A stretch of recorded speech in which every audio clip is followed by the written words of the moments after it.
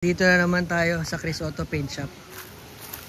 So ito, nakita ko to matagal na. Buo pa to. Sabi ni Sir Chris, ang kwento daw dito.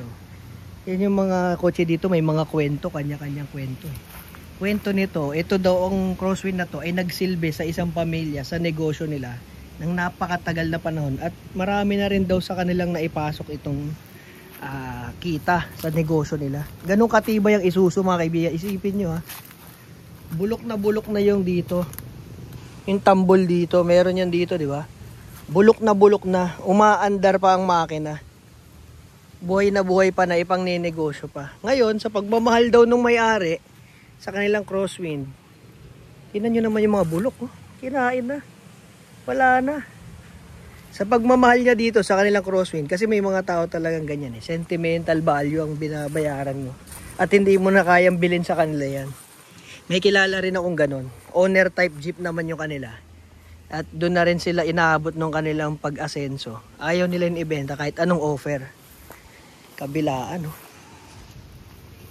Sa sobrang pagmamahal ng pamilya dito sa crosswind na ito, pinarestore nila dito kay Chris Auto Paint Shop, kay Sir Chris.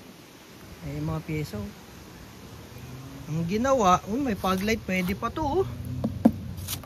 Ang ginawa, kaysa maglatero ng napakadami, bago nga naman niya matapos ng latero, sobrang haba at sobrang mahal na rin na magagastos. Tingnan nyo, tinaniman na. Para lang maitayo siya. Hindi na to lalateroin. Ang ginawa daw dito, ay bumili ng isang buong crosswind na pwede pa yung body, pero mura lang. Kaysa ilatero, palit bago ng katawan. Kumbaga sa Tamiya, yung cover, tinanggal yung ibabaw. Chassis lang ang iniwan. Ito kasi natatanggal yung chassis. Ito yan. Nakakatuwa istorya nitong crosswind. Ayun yung nabili nila. Yung mga panels na lang na buo dun sa dilaw, yun yung inilipat dito sa katawan. So ito yung chassis niyang dilaw. Yan. Diba? Natatanggal, no? Parang yung crown natin. Nakapatong lang yun dito eh. So pwede mo siyang paandarin ng walang body. Parang mga truck. Dahil dito naman nakakabit yung gulong, transmission, tangke. Kumbaga wala ka lang gauge. Pero manibela mo, itatayo mo lang. Cambio nandito. Ito makina. So ayan, natatanggal yung cover. Kung gusto mo palitan ng Pajero yung cover, pwede. Nakita niyo yung Honda City tapos nakapang off-road setup. Parang ganun yung ginawa. Kinabit sa chassis na ganito, yung Honda City. Parang ganun ang dating. Pwede mo siyang palit-palitan ng cover. So ito na siya. Yung mga dilaw, yan yung original. Sa first owner. Tapos yung silver, yan yung nabili nilang katawan.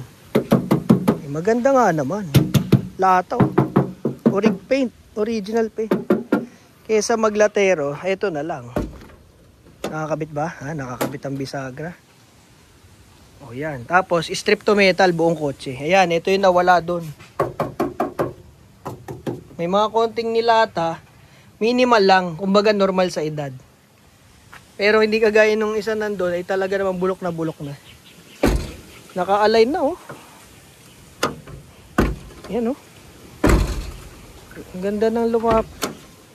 XUV. So, ayan. Yung iba, ganyan talaga magmahal ng kotse. Di bali nang mas mahal yung ginastos kaysa dun sa mismong value ng totoong kotse. Pero sentimental value. Hindi kayang bayaran. Ayan, oh, Gen 1 to. Yung malitang headlight. Grabe pag nabuo to. Yun, nabili nila. Basag ang windshield. Okay lang. Marami na niya kay Agila. So, ganyan si Sir Chris. Nagre-restore siya ng mga kotse na bangga. May mobilyo, oh. Modelo pa, oh. Lukot-lukot. Saan kaya galing to? Meron pang bumper. Ano to? Expander? Kakaiba. Ayan, oh, maliliit lang yung nilatero. Mahal din magpalatero mga kaibigan, hindi rin biro. Kasi kailangan makuha yung hubog talaga. Yung original na lata. Para yung masilya, manipis na manipis lang. Dalawang klase kasi yung mga nagre-restore. Yung isa, yung makapal magmasilya, nauunat din naman nila yung korte, nagagaya na. Kaya lang pag kinatok mo, parang bato, sobrang tigas. At yung isang klase naman na nagre-restore, yung pangalawa, yung talagang pinapaangat muna yung lubog mabuti. Bawa, nabanggayan dito.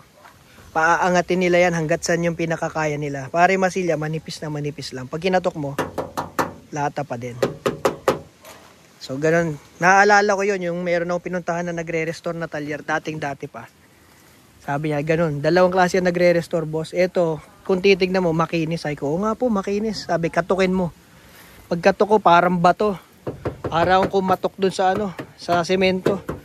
Sabi niya, ganyan mag-restore sila ganito, sabi niya. Pero tutuklapin namin ulit yan, makinis. Yung makinis na makinis, sabi niya. Ganito kami mag-restore. Katukin mo yung isang muscle car dyan. Kinatok ko, sabi ko, grabe, latang lata. Yung pala, ang ginagawa nilang process, pinapaangat muna maigi yung lata para manipis lang yung masilya.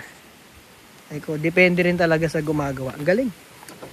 Meron kasi magagaling din magmasilya eh.